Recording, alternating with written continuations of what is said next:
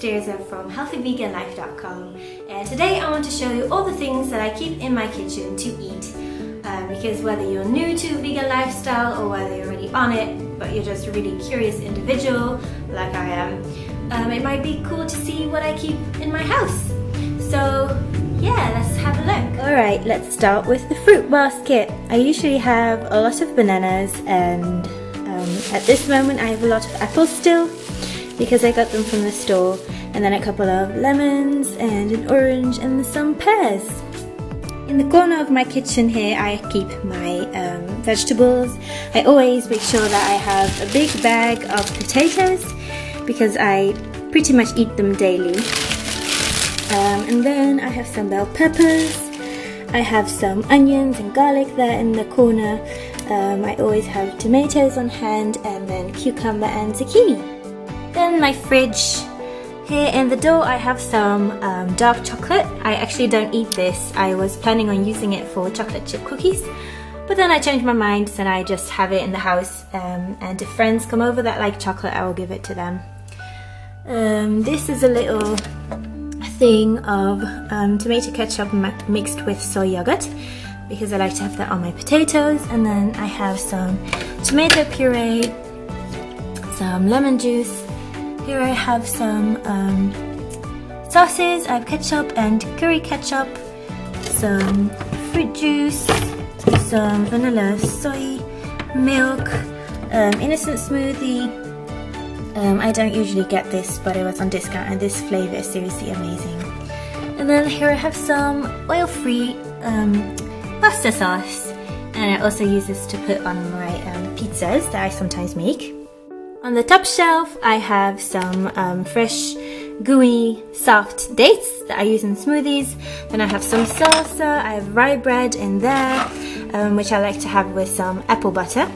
Here I have mustard, olives, apple butter, peanut butter and jam. Let's see, here I keep my leftovers. So here I have what's left of my batch of coleslaw, and this is my leftover. It looks so disgusting when it's in these tubs, but yeah, it was a curry that I made yesterday with eggplant and sweet potato. This is one of my homemade salad dressings. This is balsamic.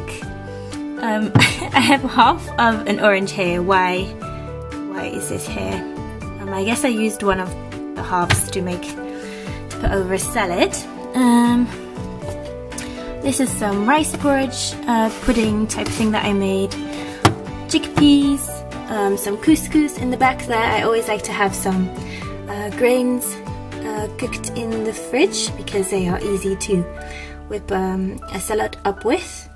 Pickles, some juices that I like to put in my cream of wheat, soy yogurt, and then my dill mustard dressing. That one's really good. I keep that in my, I have that in my recipe book as well. Then on this shelf I have some porridge in here, some oatmeal that I prepared already. I have mushrooms.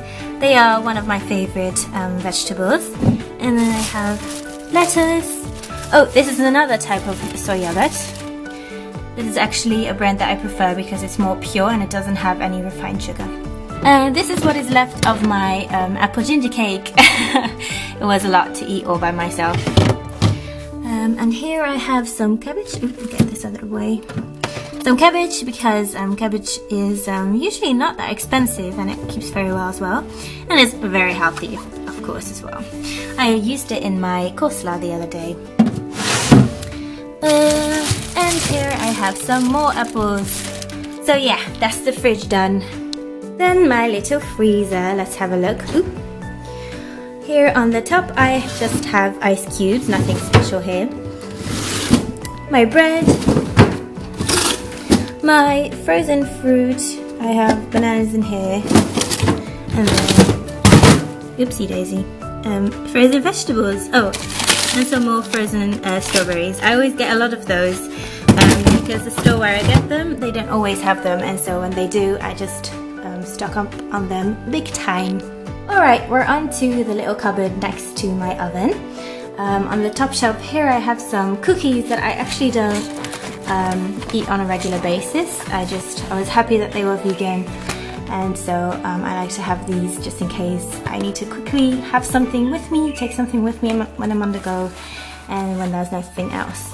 And this I kind of got because I was just really excited that they had something that was vegan at the grocery store, but it has a lot of refined sugar, so I don't recommend this, but it was a spur of the moment kind of thing, and I keep it just in case.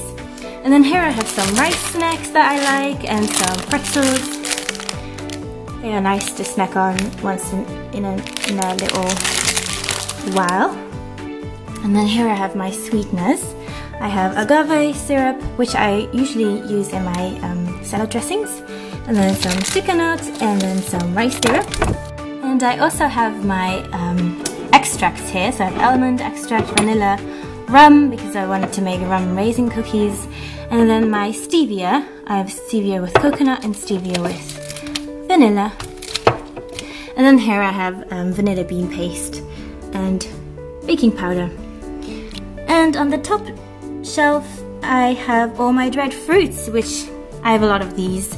I have raisins, and these are the best, Blue Thompson, they're really soft and sweet.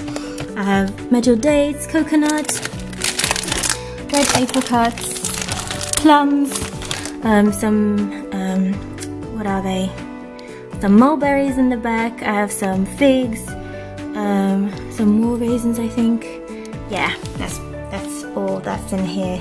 On to the final thing, my cupboard. Here on the top I have some big batches of my favorite starches. So here on the left I have my oatmeal, then I have my soft kind of sticky brown rice, I have my dry brown rice, my red lentils, which I'm really fond of, and then couscous. Then into the cupboard I have 2 shelves full of food. Right on the left here I have some sugar, which I use when I only use a little bit, like in my oatmeal. Then my wheat noodles, brown pasta, some legumes that are already cooked. I have some chickpeas there, and some lentils, and some kidney beans, and some black-eyed peas behind here. What's this? Sushi rice, more oatmeal, dried beans. I don't really use this because I'm quite lazy, but I'm planning on eventually making big batches of this and freezing them. Then we have, this is kind of like a cream of wheat thing, but it has 7 grains, and it's quite nice. I have my, what are these, corn thins, corn cakes, and I have some lentils that are dry. I didn't know when I bought these that they have to cook for 1 to 1.5 hours, so I haven't used them yet, but hopefully the day will come where I'm incredibly patient. Then I have some pita bread here. I like these a lot. And then lastly on this shelf we have some rice flakes and some jumbo oats, those are.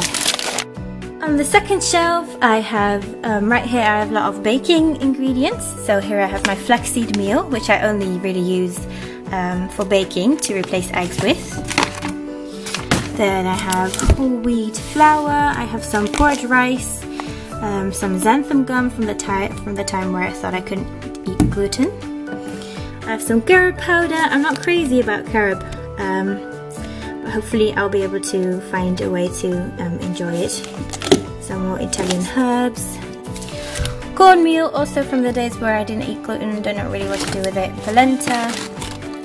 Cornstarch, this is, I really like this to thicken soups and sauces with. It's better than potato starch in my humble opinion, because potato starch tends to have clumps and this one doesn't.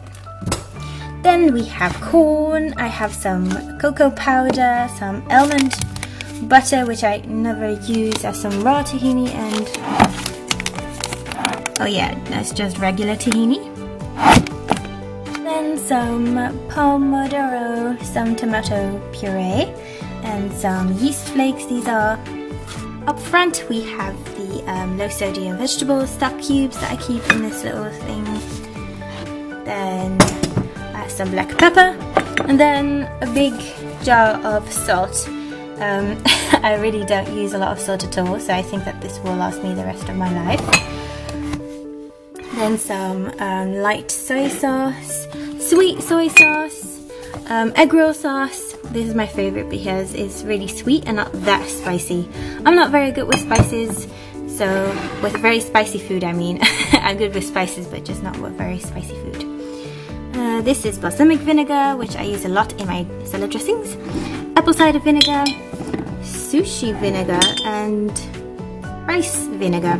Up here we have more corn, pineapple in juice, and smoked aroma or smoke aroma. I don't know what you call it exactly in English. Unfortunately they didn't have a smaller bottle, so I had to get this enormous one. And then here I have my teas.